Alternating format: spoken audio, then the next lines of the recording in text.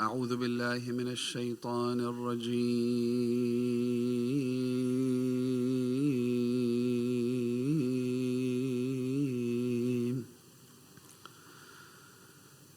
بسم الله الرحمن الرحيم.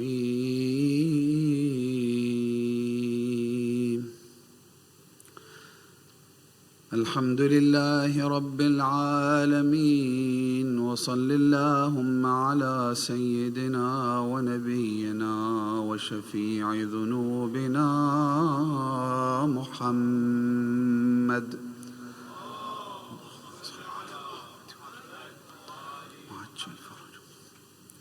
وعلى أهل بيته الطيبين الطاهرين المعصومين المكرمين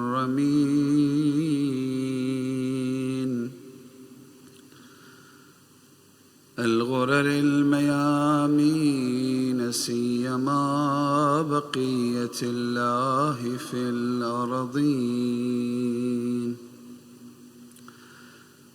سيدنا وإمام زماننا وصاحب نعمتنا مهدي هذه الأمة وطاووس أهل الجنة، الحجة ابن الحسن العسكري، فداه أرواح العالمين.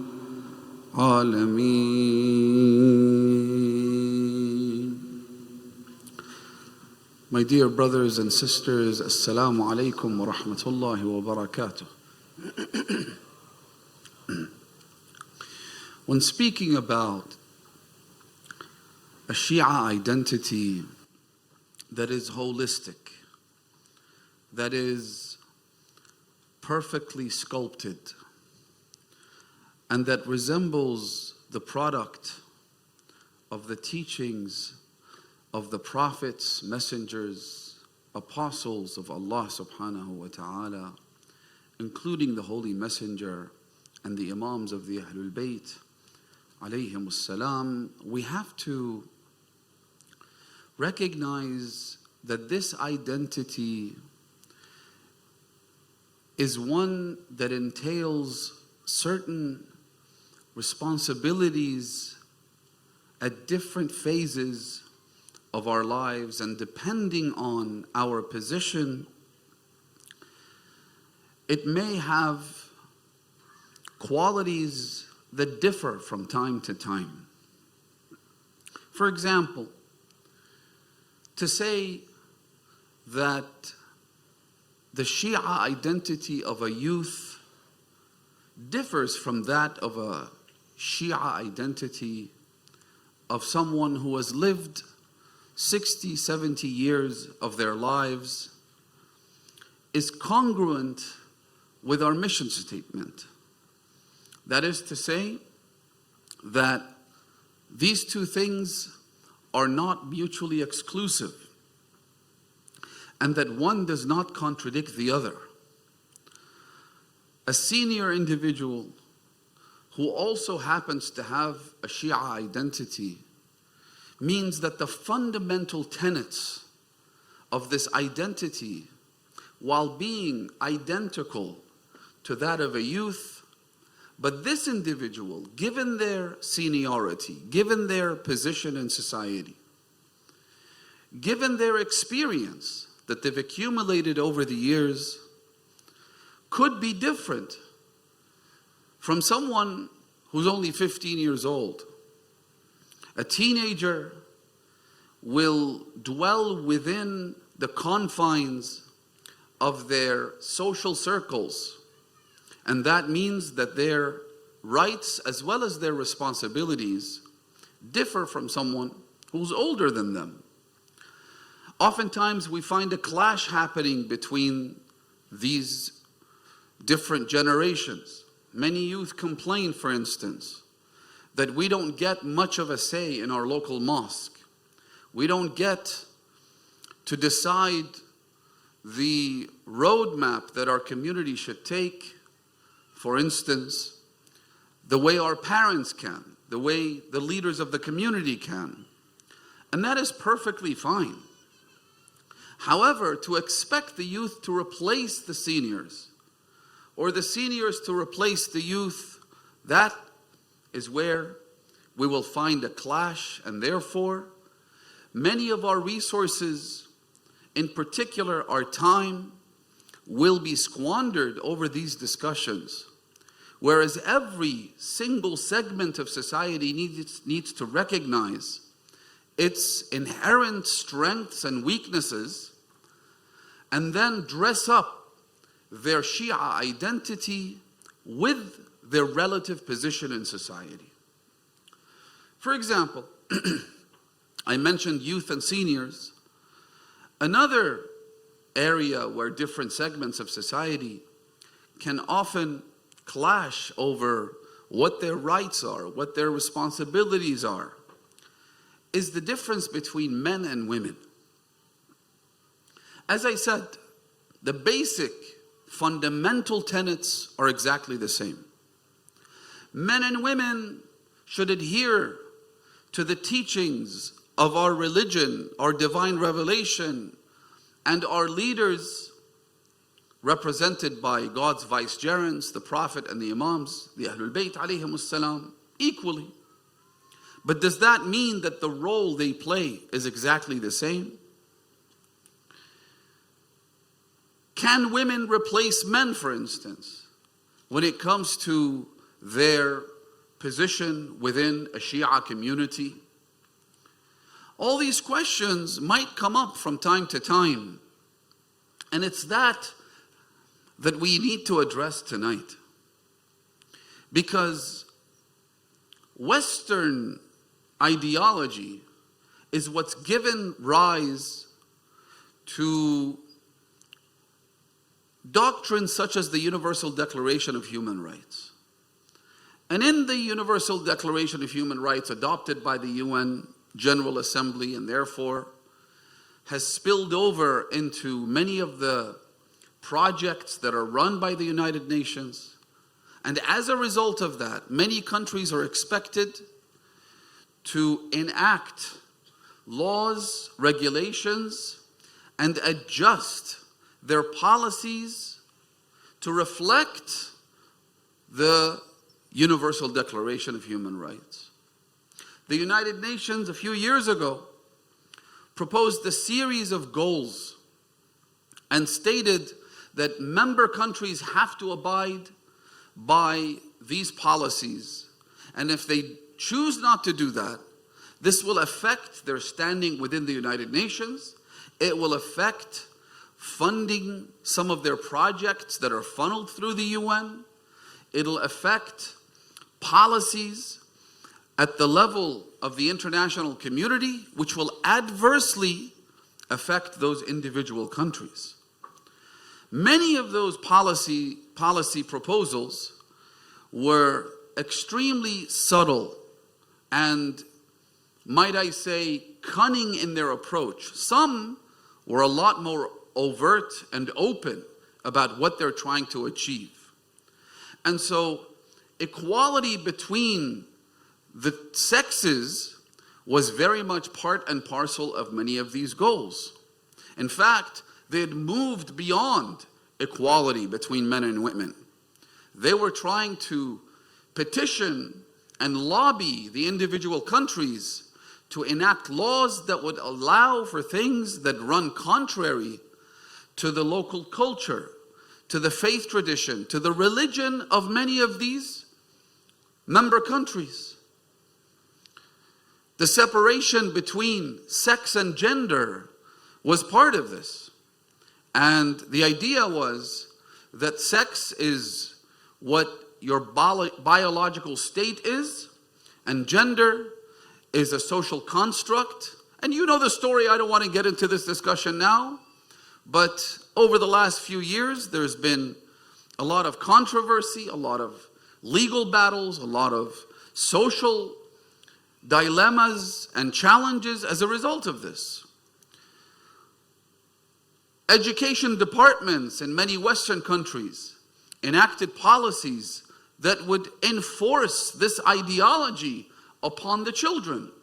even without the consent of the parents. So, the point I want to draw your attention to is the fact that much of this is driven by a Western mindset. And by that, I don't just mean that it was the imperialist, colonizing mindset of the West that tried to enforce many of these ideas and concepts upon the entire human race, which, of course, there is an element of that, no doubt, but also the fact that many of these topics are a product and a result of the Western experience. For example, women in Western countries were subjected to incredible persecution. Women were not recognized as humans until a few centuries ago. Women had almost zero rights. It was the father who held his daughter's hand at the wedding, because it was the father who basically gave his daughter as a property over to another man. And this idea of the father walking his daughter down the aisle actually stems from this. That this is a property of mine. I am giving her to you in exchange for the dowry, or in exchange for a monetary transaction that the father would benefit from, or the family of the girl, the bride that is, would benefit from, not the girl herself. So this was something that was practiced in Western countries for many, many centuries. Another problem that women faced was that they had no right to enter into any contract. They were not seen as human enough to be party to any financial transaction. They couldn't sign any piece of paper that would give or assign certain rights and responsibilities to either party. Women just couldn't do this. Just like they couldn't vote, they couldn't enter into any contract. Another issue was the fact that they couldn't buy or own any property. Buying they couldn't do because they couldn't enter into any contract. They couldn't own anything because they wouldn't inherit anything either. There were exceptions to that, of course, but for the most part, in many Western countries, women were treated basically like animals, like cattle. They would be bought and sold, even if that word wasn't specifically used. And so, as a backlash to all of this, you had the feminist movement in the 18th century, in the 19th century, which sought to create a movement that would lead to women's suffrage. The idea was to abolish all of these laws and to try to grant women the rights that they were entitled to, or at least felt that they were entitled to. And so all these movements came. Feminist theorists emerged, both men and women, but mostly women, who argued that this was a travesty of justice, this is an injustice against women, that women were in fact human beings, believe it or not. And so what we're witnessing today is at least partially a backlash to the Western experience for women. What that means is that we are no party to any of this. We, as people who possess a very unique religious identity, we had no role to play in any of this. And so just as the persecution, the injustice had nothing to do with us, the backlash to all of that also shouldn't apply to us. For instance, one of the issues that women's human rights campaigners, or feminists more accurately, were campaigning for was that women shouldn't be subjected to sexual assault, right? They shouldn't be subjected to abhorrent crimes like rape and so on. And that men who engage in such activity should be punished and they should be prevented from doing all of these things. Well, 14 centuries ago, Islam came and said that if a man rapes a woman, that man is to be executed. Execution. That is the punishment for the crime of rape. So we don't have that problem. Why is it that the Western world feels that they should impose the backlash that's based on those injustices on the rest of us? Because the backlash didn't just stop at the mark of saying women shouldn't be subjected to sexual assault. The backlash went way beyond that. And now we've seen where it's arrived. We've seen where it's come. So Islam doesn't have a problem with men who are bestial to the point where they would rape a helpless woman. That's not part of our experience. That's not something that is even up for debate, right? And so the question then comes after this introduction. What are our reservations against the radical form of feminism that we see in the Western world today that is being forced upon the entire world? Do we have any reservations against it? Do we have any problems with this kind of feminist ideology? Because you come across men who say, I'm a feminist, right? Islam is a feminist religion. The Prophet was a feminist. And for the most part, people who say that, they don't know what feminism is about. They have a problem in defining the term. When you say that I'm a feminist, then you need to define, first of all, what kind of feminist you are, because there are different kinds. And then there are various religious and social variants of feminism. Then you have intersectional identities that involve feminism. And so clearly you know nothing about the subject. When you say that I am a feminist, or I am pro-women, or I support women's rights, which is like a watered down version that's quite carefully sculpted by marketing experts to refer to basically the same thing. Again, we have no problem with women's rights. But when women's rights becomes a euphemism for, let's say, Marxist feminism, then we have a problem, right? Let's actually sit down and find out what you mean by women's rights. When you say such a thing, it means that you don't know either what feminism is, or you don't know what Islam states about the rights of women and how Islam views women. There's a level of ignorance here that needs to be addressed. There are different kinds of feminist ideologies, as I said, from the radical forms that say there is no gender, that gender is a social construct, that men, and this is a famous quote by one of the early feminist theoricians, she says that men are made men by society and women are turned into women by society, right? That's the radical form. Then you have liberal feminism, you have socialist and Marxist feminism, you have social and legal feminism, meaning women need to be awarded their legal rights.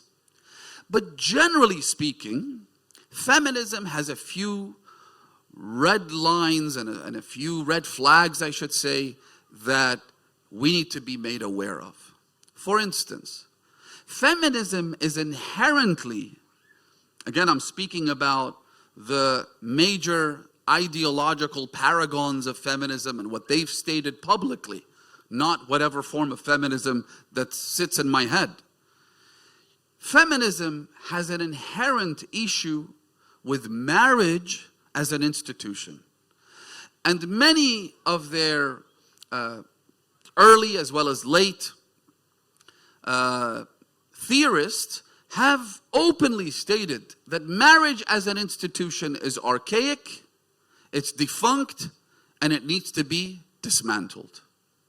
And the problem they have with marriage is they say, first of all, marriage reinforces gender stereotypes. In other words, marriage allocates certain tasks for the man, certain tasks for the woman.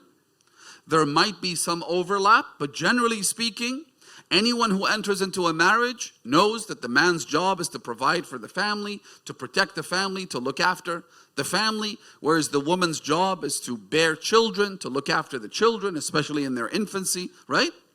And so immediately they will say that we've got a problem, because this kind of traditional marriage that you're referring to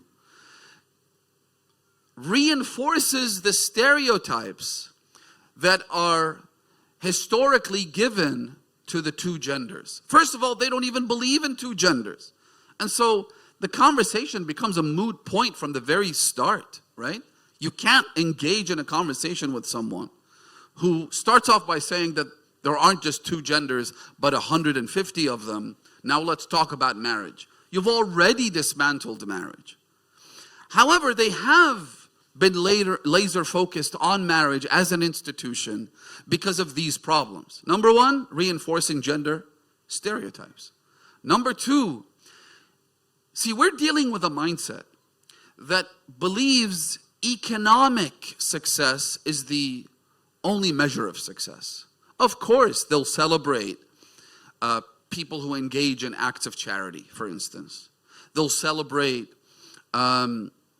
let's say, scientists and innovators and so on and so forth. But all of those ultimately have to contribute economically to society for them to be celebrated, for them to be considered role models and heroes and what have you, right?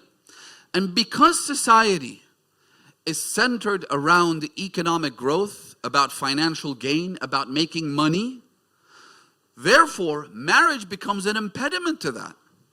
That's why many Western countries, and even other countries around the world, they actively discourage marriage.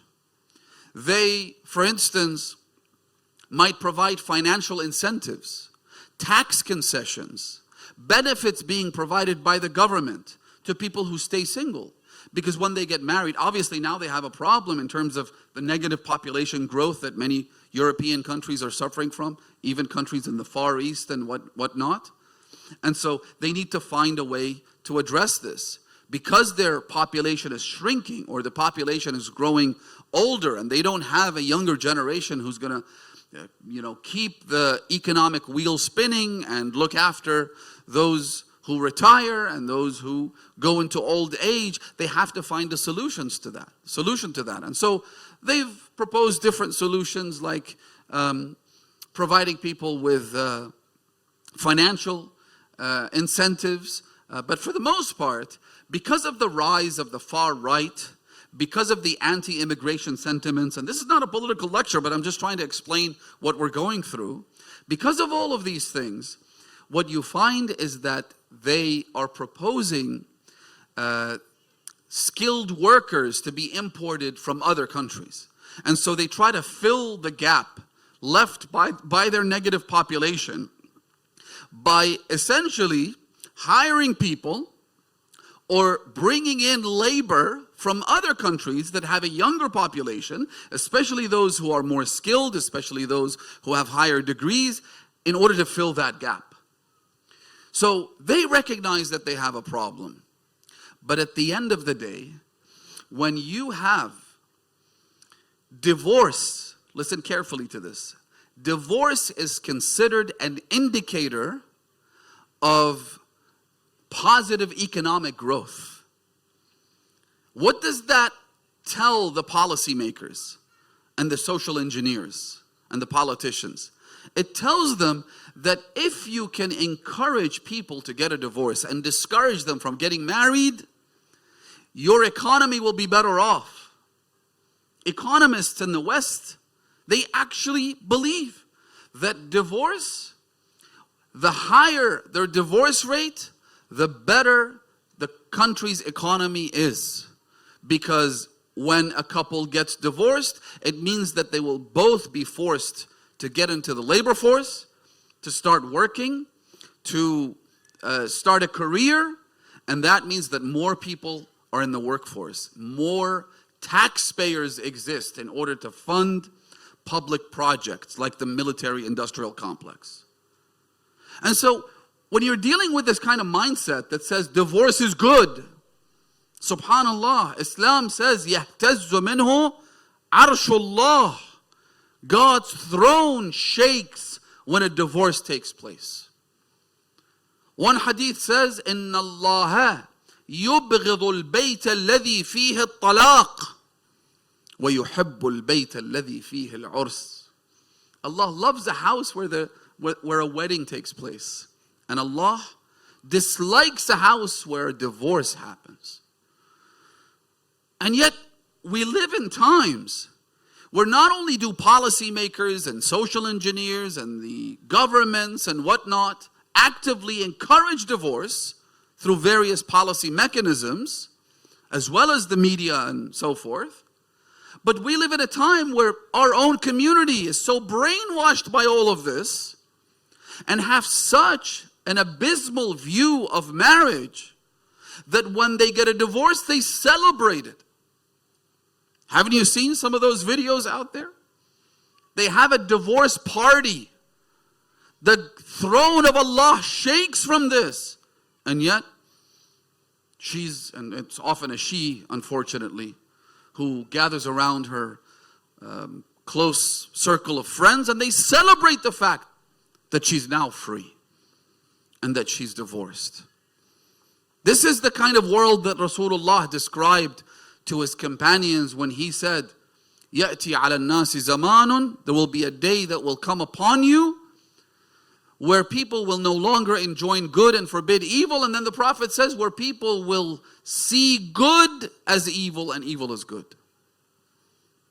This is the kind of world that we're living in. And so, feminists have been opposed to marriage as an institution. And then Islam comes along and says, as per the hadith of the Holy Prophet, as well as subsequent Imams, it's mentioned by multiple sources, مَا بُنِيَ فِي الْإِسْلَامِ بِنَاءٌ أَفْضَلْ وَلَا أَعَزَّ مِنَ التَّزْوِيجِ. No, listen to the words.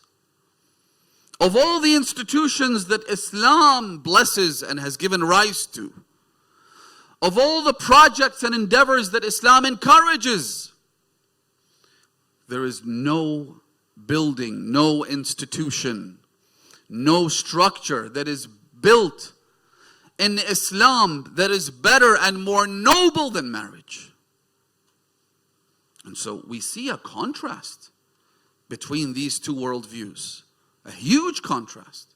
There's no similarity whatsoever.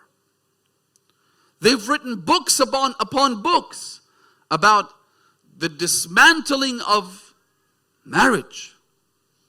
And they've talked about how marriage is a problem not just because the couple aren't both working and therefore contributing to the country's economy, but also because the children, they say that the children within a marriage are given teachings, moral and ethical instructions by the parents, whereas it's supposed to be the government that provides those instructions to the children.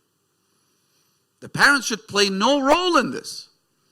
And they've actually said, I've read this in their books, that even when people have children, and of course we have to have children, otherwise society will cease to exist.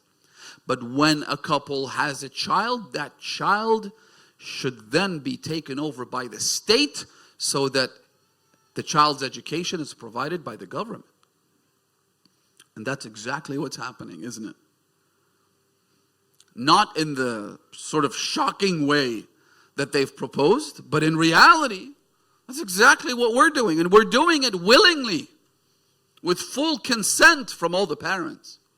When you put your child in daycare because both parents have to work and they don't have much time to spend with their children, maybe an hour, 2 hours a day, maybe over the weekend, maybe on the vacation once a year. And so, who are you delegating the task of raising your children to? It's not you who's imparting those values to your children. I was speaking to a friend just today, talking about a certain project that has to do with teaching the fundamental beliefs to children and so on. And he asked me a really good question. He said to me, Sayyid, all of these projects are great, but what about the parents? I said, exactly. And this is what I proposed to a group of friends of mine recently, when I said that while you teach children about their faith, about their history, their morals, their virtues, you need a dedicated class for parents, because parents don't have the skills to parent. Honestly, they don't have the skills. I was at a wedding recently, and I gave a bit of a talk at the function, and I said, isn't it weird, isn't it strange, isn't it shocking that when you want to get a mortgage and buy a house, they give you a stack of papers this thick, and you have to read through those papers and then sign about 20 different one of them, right? And you're actually required to read them. Maybe most people don't do that, but you're supposed to. You're supposed to know what your rights and responsibilities are, right? 500 pages, 300 pages of paperwork because you're getting a loan from the bank to buy a house, which you won't actually own until 25, 30 years from now. And yet when people get married, they never read 500 pages. They don't receive any instructions. They don't receive any legal, and by legal I mean Islamic jurisprudential instructions as to how to parent. We're living in dark times, brothers and sisters. Again, I don't want to be the prophet of doom and gloom, but the reality is that the reason society is disintegrating, the reason many of our families are struggling when their children are young, it's all hunky-dory, but when they reach adolescence, that's when they come knocking on my door and calling me and sending me messages. Every house I get invited to, all over the world, by the way, there's always this case of the mother saying, Sayyid, my eldest is good, my middle boy is fine, but this young one, please have a word with him. Please talk to him. He's got this issue and that issue and so on and so forth. 9 times out of 10, when I see someone who's like in their 40s, 50s, 60s, approaching me, about to ask me a question, I know for a fact that it has to do with parenting. It has to do with their son or daughter. We don't know how to parent. We don't know how a father should be a father, how a mother should be a mother, because these two roles are different. And so, do we have any reservations against the kind of feminism that is preached and practiced and forced down our throat in this day and age? Of course we do. We have fundamental disagreements with them about the importance of marriage, about the critical role that each of the parent plays independently as well as jointly. We have critical differences with them. We have a problem when it comes to the chastity of a woman, where feminism believes that because of the equality that they preach between men and women, that they should also dress the same way, that there should be no specific instructions for either of them, that if women want to take off their hijab, they should be able to. Which is funny, because if hijab is ever, God forbid, imposed on society because society voted for that, they have a problem. But if taking off the hijab is imposed, you hardly ever hear a peep from them. When a country says that you're not allowed to wear the hijab in public institutions and buildings, when for you to receive citizenship from the government of such and such country, that you're not allowed to wear the hijab while going to the interview. In other words, basically stripping people of the right to citizenship because the woman chooses to wear hijab. That's the law in France, by the way. Did you know? For you to receive their citizenship, you have to walk into the interview, in fact, into the entire building, without a hijab. Where are all the feminists? Where are the ones calling for equality? Where are the ones calling for personal autonomy for women? And that women should be able to dress whichever way they like. Where are they all of a sudden? They've gone dumb? Because their ideology is one that pushes women towards a lack of chastity. Not freedom of choice. Not personal autonomy. It's about taking the hijab off. Not putting it on. Not certainly allowing the woman to do what she wants. This is my religion. These are my values. I want to wear a piece of scarf or a cloth or something that covers my body. No, you're not allowed to. Why? Because you're oppressed and you don't know it. You're suffering from Stockholm Syndrome. Marriage is a tool for oppression and persecution. That's how they see it. Hijab is a tool of subjugation and persecution. That's how they see it, right? Women choosing to raise their children is a problem with feminists because they say this is unpaid labor. This is literally what they say. If a woman just chooses to stay at home, they wouldn't say to her that you're not allowed to do this. Instead, they tell her that you are practicing unpaid labor. The work that you do is worth this much. And they've come up with charts and figures and numbers. That the amount of money a woman should be paid, given the number of hours she spends looking after the household, cooking, cleaning, raising the children, should she choose to. Again, we're talking about a society in which a woman chooses to do this. They tell her, no, you should be paid $150,000 a year. How much are you getting paid? You're getting paid nothing? Leave. Go do something else that does get you paid. And while we sit here and talk about this and recognize just how absurd and ridiculous this is, I don't need to explain why it's ridiculous. You see, one of the differences between men and women, other than the physiological and the psychological differences, one of the major differences is that a man's approach to managing the household and in life more broadly is one of a legal authority, right? A man looks at things around him in a very logical way. He looks for order. He looks for rights versus responsibilities. He looks for legal structures that would keep a family and therefore society together. A woman doesn't look at the family or society in the same way.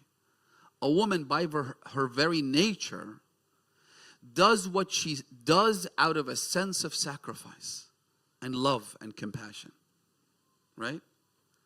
A man looks after his family, provides for his children. He does all these things. But oftentimes, it's because he feels a sense of responsibility. Right? This is what I must do. This is what a man does. This is who I am. I'm a provider and protector. I'm a guardian. A woman says, I'm here to serve. I'm here to show as much love and affection to my children and my husband and my parents and the family around me as I possibly can. These are two very big differences in the way they view the world around them. Right? And so imagine somebody then comes along and says to the woman, no, you're wrong. What you're doing is you're squandering your life and your time on meaningless things. Raising the children. That's meaningless. And if she does object to that, they'll say to her, well, that's why we have daycare. That's why we have schools. That's why we have all of these facilities that we are happy to provide you with so that you could also work and earn a living. What are you doing wasting your time in the kitchen? Wasting your time at home, right? And you keep beating that idea into their head, just like anything else, right? Remember the famous example of when Pizza Hut commercials usually involves someone ringing the bell and someone going to the door to pick up the pizza, right? And they say that that was by design. The idea was that every time the bell ring, the chime rings, right, you think of pizza. And you think, let's order some pizza. So we are prone to this. I'm not saying women are particularly prone to this kind of propaganda. But as human beings, we're susceptible to manipulation.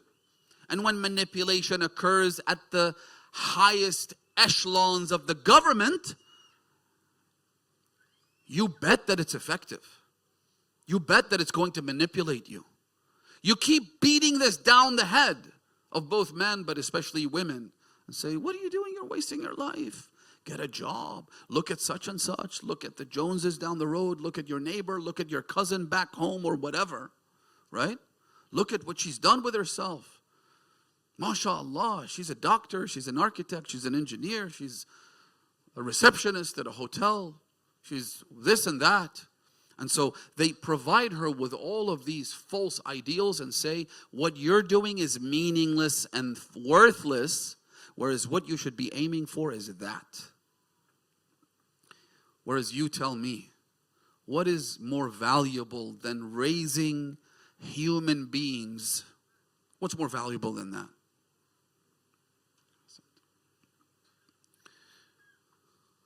Somebody once said something to me, I'll share this with you. He said to me, Sayyid, I'm an all-rounded kind of guy. I'm successful, alhamdulillah, in pretty much every field I'm in. In business, I'm a Wall Street investor. So, makes a truckload of money. In community service, I volunteer at the local homeless shelter and I distribute food every Saturday and Sunday to those who are homeless in my local area. In my local place of worship, I teach Sunday school. As an individual, I'm married and I have a child. Right? So he kind of ticks all the boxes. Then he said to me, Sayyid, what do you think is there for me to do on top of all the other things that I'm doing? And it's a tricky question. Because like, if he was single, I tell him get married. If he didn't have children, I tell him to have 12 children. If he wasn't volunteering at the mosque, I'd say do this. If he wasn't helping society at large, I'd say do that. But when he ticks all the boxes, it's tough, right? What do you say to him? So I remembered something my uncle had once said to someone else. I said, you know what your role should be? Your role should be to create clones of yourself. You're such an all-rounded guy. You're so successful, alhamdulillah. And there are many people like this in our community. I can see many faces, familiar ones, who, mashallah, they've done well for themselves. On a personal level, on a family level, on a community level. Your number one priority should be to create people just like yourself. Through mentorship, through classes, through training courses, whatever it is. If you're so good, then you should try and replicate that goodness in another person, right? Pay it forward. Create more people like you. We need more people like you. Now imagine, what is more noble than to produce human beings who are virtuous and moral and good and kind? What is more noble than that? And yes, it's a job that involves long hours. It involves, difficulty. It involves childbirth, labor. It involves a lot of messiness. Yes, that's true. But the higher the price, the bigger the reward. You're creating another human being. That's not easy. And so, as I said earlier, Islam is a religion that, unlike the past Western experience and even present day Western experience, doesn't suffer from these problems. We've never had a problem with women owning property. Salamullahi alayki ya Fatimat az-Zahra. We've never had a problem with women entering into contracts. We've never had a problem with women being treated like property in marriage. The woman's consent is absolutely key, which is why she's the one who initiates the marriage contract. زوجتك نفسي على المهر المعلوم. I am the one marrying you myself, not my father, not my brother. You know, by the way, brothers have zero say in a woman's marriage. Zero. If her father is dead and there's no one else with authority, religious authority, the brother has zero say. She gets to marry herself. That's it. We've never had a problem with women seeking an education. Absolutely not. Obviously, they need to prioritize religious education, but that also goes for the men. We've never had a problem in allowing sexual exploitation and assault and so forth, and I talked about this earlier. We do have a problem when it comes to dismantling the marriage. We do have a problem with saying that men and women are exactly equal and should be given equal rights and responsibilities. Why? Because they're different. They're physically different. They're physiologically different. They're psychologically different. And that does not mean, my dear respected sisters, that you are somehow inferior. It just means that you play a different role. Gender stereotype. Hashtag gender stereotype. Patriarchy. Bring down the patriarchy. No. It's like saying, which is more important, my mouth or my eyes? Is there one that's inferior and the other is superior? No. My right hand or my left hand? My legs or my, for example, shoulders? Each one plays a different role. Each one is equally important in its place. That's all Islam says. Let me share a few ahadith with you. Again, to illustrate how Islam doesn't have the problems that have led to this maniacal, absurd backlash that's now causing all of these troubles. For instance, Allah subhanahu wa ta'ala says in the Quran, let me start with the verse. فَاسْتَجَابَ لَهُمْ رَبُّهُمْ. Allah subhanahu wa ta'ala responded to their prayer. أَنِّي لَا أُضِيعُ عَمَلَ عَامِلٍ مِّنْكُمْ مِنْ ذَكَرٍ أَوْ أُنْثَى بَعْضُكُمْ مِنْ بَعْضٍ. Allah subhanahu wa ta'ala is saying that your deeds, your actions, whether you're male or female, man or woman, it doesn't matter. I will not squander any of it. You are from each other. Or when Allah subhanahu wa ta'ala says, إِنَّ أَكْرَمَكُمْ عِنْدَ اللَّهِ أَتْقَاكُمْ. As a Shia Muslim right now, how many women can you think of, not just in history, but in your own life, who are much, much better than many of the men that you know in your life? Why? Because she's pious. Because she's devout. Because she's sincere. Because she's good. Again, think of your own mothers. We don't even need to talk about Fatima Zahra. We don't need to talk about Lady Khadija salamullahi alayha. Or Lady Zainab. Your own mother, your own grandmother, your own sister sometimes, right? Now, listen to these ahadith. In the blessed book of Al-Kafi, there is an entire chapter called Babu Fadl al-Banat, the chapter of the virtues of girls. Compare this to the Universal Declaration of Human Rights. Compare this to Charles Louis Montesquieu and other Western philosophers. Babu Fadl al-Banat. There are many, many ahadith in it. I'll mention just a couple of them. عن النبي صلى الله عليه وآله خير أولادكم البنات. The best of your children are the girls.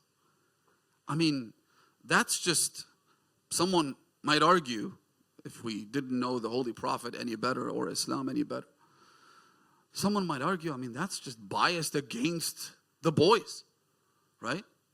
خير أولادكم البنات. وقال نعم الولد البنات ملطفات مجهزات مؤنسات مباركات ممليات. The best of your children are girls, are your daughters. Then the Prophet says, because they're just the life of the house. Those who have daughters know what I'm talking about. Salamullahi alayki ya Ruqayya bint al-Husayn.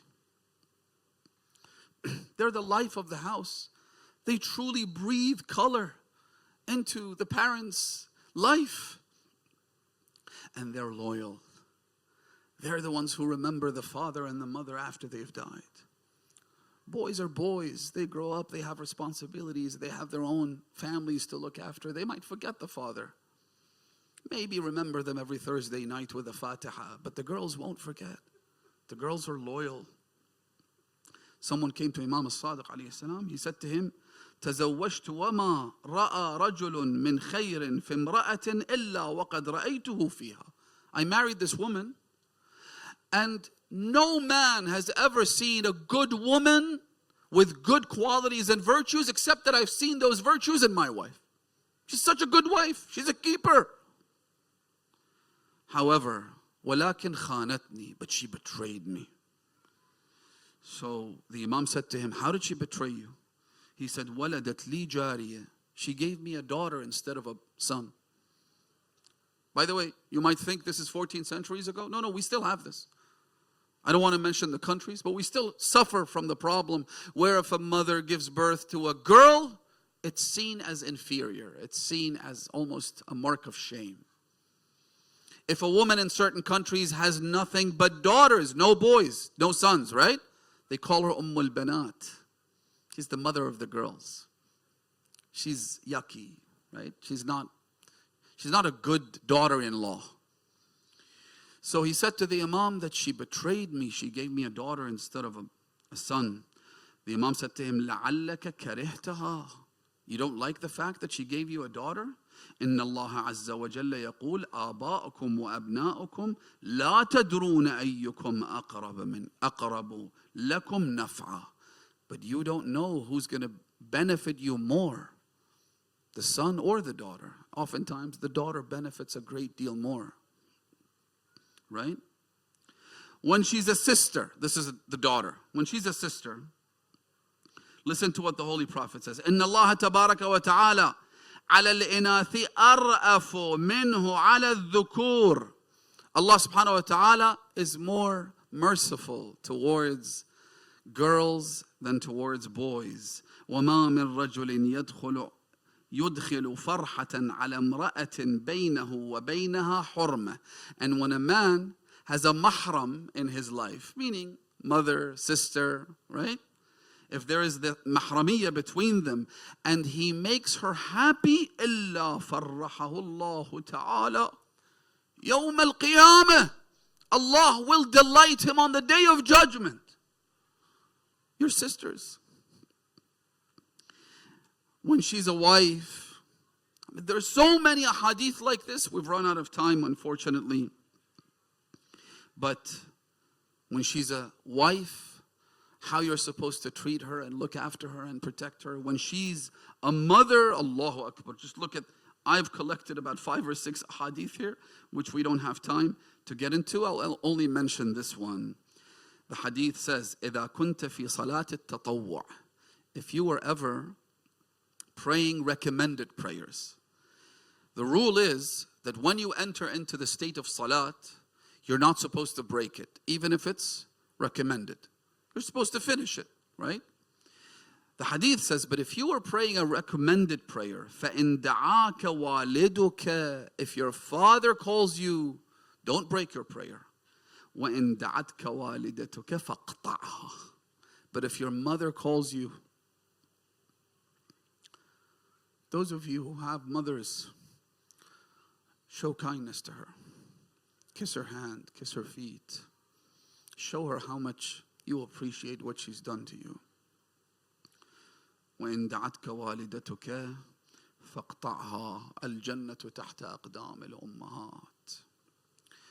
And this is why we as Shia Muslims with a robust and solid Shia identity, we have no problem going through our history and finding scores of women who contributed in the most fundamental way, in the most groundbreaking and trailblazing way to the very fabric of this religion.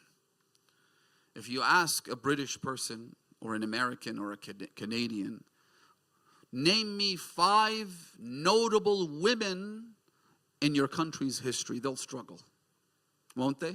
Try it. Name me 5 important women who played important roles in your history and in this country's history. But ask a Shia, and they'll drop names left, right, and center. This is how Islam views women. Women play the most pivotal role in looking after the household. Again, I'm not speaking from a jurisprudential perspective. Are they allowed to work or not? What are the rules and so on and so forth?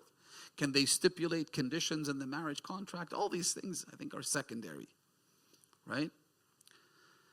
All you need to do is to go back and look at the likes of Usud, this great woman whose background, whose work, whose contributions just baffle me. And I've mentioned her name more times than I can remember. She was the daughter of a man named A'yan, who was among the Nawasib, and he was affiliated with the first early Khulafa. His father, in other words, her grandfather, was called Sensen. So Sensen had a son called A'yan. A'yan had a daughter called Usud. Sensen was a Jew living in Medina, never converted to Islam, didn't like the Prophet, didn't subscribe to his faith. This woman, the product of this family tree, converts at the hand of Abu Khalid al-Kabuli, who was a close confidant and disciple of Imam Zayn al-Abidin alayhi salam. She becomes a Shia of the Ahlul Bayt alayhi salam. This woman then helps guide her brothers. Who were her brothers? Zurara ibn A'yan, Himran ibn A'yan, Bukayr ibn A'yan. The ones about whom Imam al-Sadiq alayhi salam says, لولا زرارة وحمران لن دثر دين أبي. Without these men, the religion of Islam, the religion of my forefathers, would have been vanquished. All thanks to who? Thanks to Usud, whose name, by the way, just sends shivers down my spine. The mother of lions. Which brings me to the true mother of lions. A person who was present in Karbala despite the fact that she was physically absent from the plains of Karbala. Al-Baneen Fatima al-Kilabiyya. Salamullahi alayha. Some scholars say that if you're looking for true ma'rifah, if you're looking to truly get to know your imams and the vicegerents of Allah subhanahu wa ta'ala, the imam of your time, you should seek it through the intercession of Al-Baneen, because she had incredible ma'rifah to the point that she gave birth to children just so those children grow up being servants of the imams of their time and ultimately lay their lives and spill their blood on the plains of Karbala. She raised Abbas like this.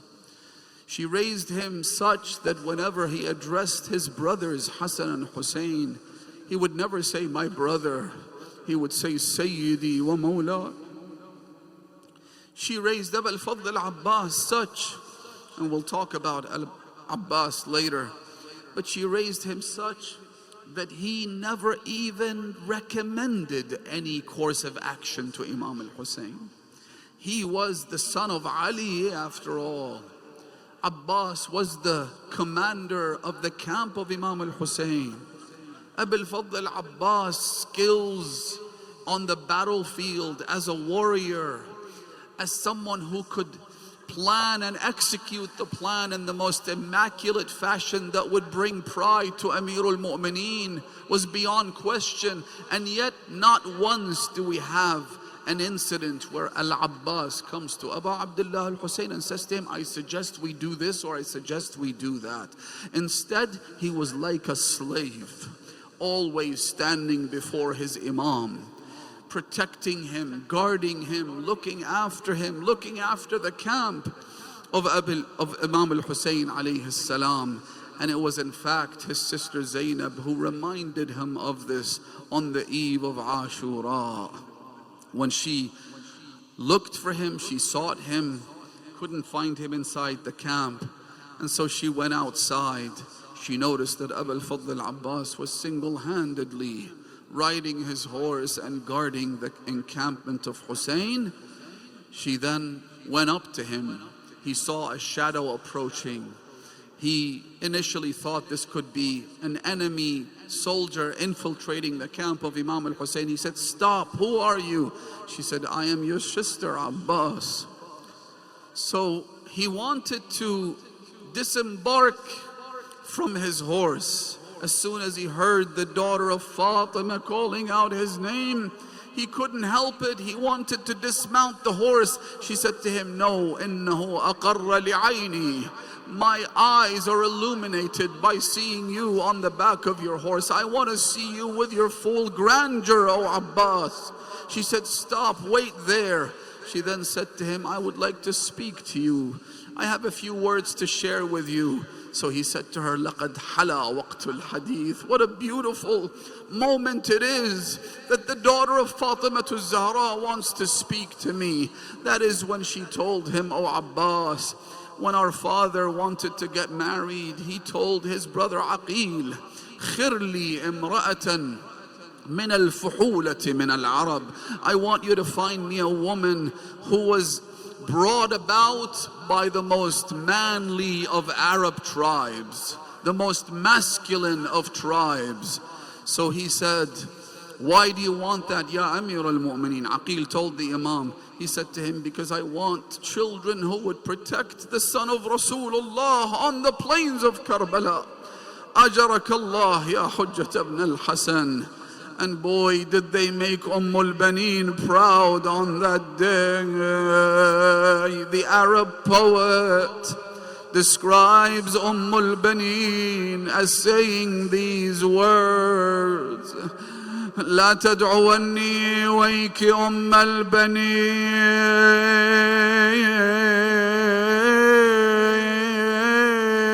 البنين تذكريني باليوث العرين. Don't call me Al-Baneen, because when you do so, you remind me of my cubs. كانت بنونا ليدعى بهم. Yes, I did have children, and I was given the title of the mother of those children. واليوم أصبحت ولا من بنين. And today they're all dead.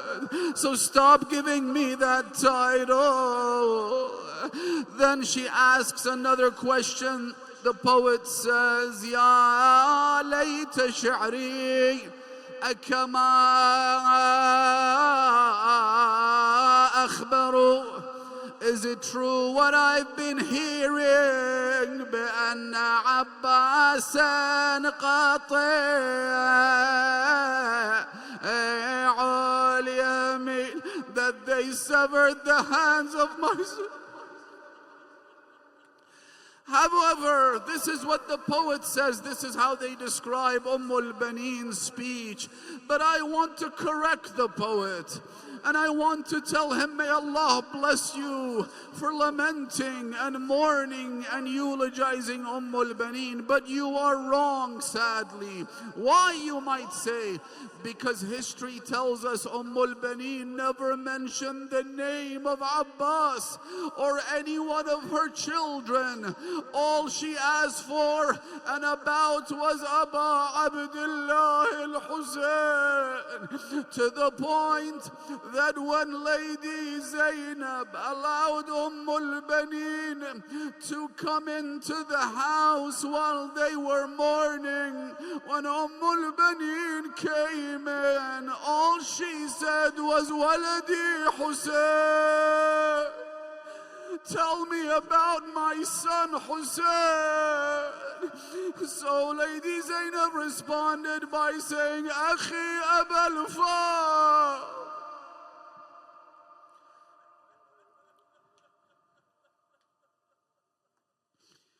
لا حول ولا قوة إلا بالله العلي العظيم. إنا لله وإنا إليه راجعون. وسيعلم الذين ظلموا وأي منقلب ينقلبون.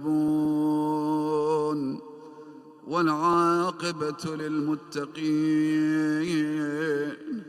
With the remembrance of the name of Baneen and Abul Fadl Abbas, and these broken hearts and these tearful eyes, let us reach out to Allah subhanahu wa ta'ala with our greatest haja, the one thing that we need the most. اللهم إنا نسألك وندعوك باسمك العظيم الأعظم الأعز الأجل الأكرم. يا الله، عجل اللهم لوليك الفرج. اللهم عجل لوليك الفرج. اللهم عجل لوليك الفرج والعافية والنصر. اجعلنا من أصحابه وأعوانه وأنصاره وشيعته وأتباعه. اللهم عجل الفرج للمنتقم يا الله. اللهم اقض حوائجنا، أد ديوننا، اشف مرضانا، انصر شيعة أمير المؤمنين على أعدائهم، رد كيد أعدائهم إلى نحورهم. اللهم فرج عن كربة كل مكروب. اللهم ارزقنا في الدنيا زيارة الحسين وفي الآخرة شفاعة الحسين يا الله. إلى أرواح المؤمنين والمؤمنات ومن مات على ولاية أمير المؤمنين والشهداء والصالحين والعلماء وخدمة أبي عبد الله الحسين، نهدي لهم ولمن مضى من هذا الجمع ثواب المجلس وثواب سورة المباركة. الفاتحة مع الصلوات.